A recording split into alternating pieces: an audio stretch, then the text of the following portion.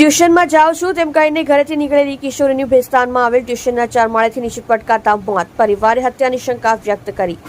સુરતના ભેસ્તાનમાં 17 વર્ષીય કિશોરી ચોથા માળેથી નીચે પટકાતા મોત નીપજ્યું હતું. 17 વર્ષીય કિશોરી જે બિલ્ડિંગના ચોથા માળેથી નીચે પટકાઈ ત્યાં 2 મહિના પહેલા ટ્યુશન ક્લાસમાં જતી હતી. આજે તે અહીં શા માટે આવી હતી અને કઈ રીતે ઘટના બની તે એક રહસ્ય છે. હાલ તો પોલીસે અકસ્માત મોતનો ગુનો નોંધીને આપઘાત હત્યા કે અકસ્માતની દિશામાં વધુ તપાસ હાથ ધરવામાં આવી છે. મૂળ યુપીના વતની સંજયસિંહ પરિવાર સાથે ભેસ્તાન વિસ્તારમાં આવેલી પ્રિયંકા ગ્રીન પાર્ક સોસાયટીમાં રહે છે. પરિવારમાં પુત્રી, પત્ની, 2 પુત્રી અને 1 પુત્ર છે. સંજય કાપડની મિલમાં નોકરી કરીને પરિવારનું ગુજરાન ચલાવે છે. જે પૈકી પાયલ બીજા નંબરની પુત્રી છે, જે ધોરણ 12 બાદ કોલેજની તૈયારી કરી રહી હતી.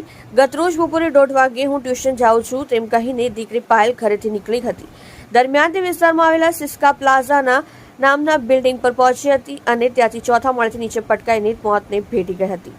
ઘટનાને અંગેની જાણ થતાં પરિવારજનો અને પોલીસ દોડી ગયા હતા. હાલ તો પોલીસ દ્વારા અકસ્માત મોતનો ગુનો નોંધીને વધુ તપાસ હાથ ધરવામાં આવી છે. આ સાથે જ અકસ્માત, આપઘાત કે હત્યાની દિશામાં હોતું તપાસ હાથ ધરવામાં આવી છે.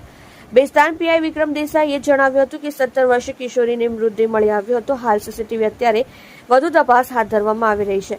પેનલ પોસ્ટમોર્ટમ કરવા માટે હોસ્પિટલ ખસેડવામાં આવ્યો છે. પરિવાર દ્વારા પણ આક્ષેપો કરવામાં આવ્યા છે. તે બાબતે પણ તપાસ કરવામાં આવી રહી છે. માથા અને શરીરના ભાગે ઈજાના નિશાનો મળી આવ્યા છે. હાલ અકસ્માત મોતનો ગુનો નોંધી વધુ તપાસ કરવામાં આવી રહી છે.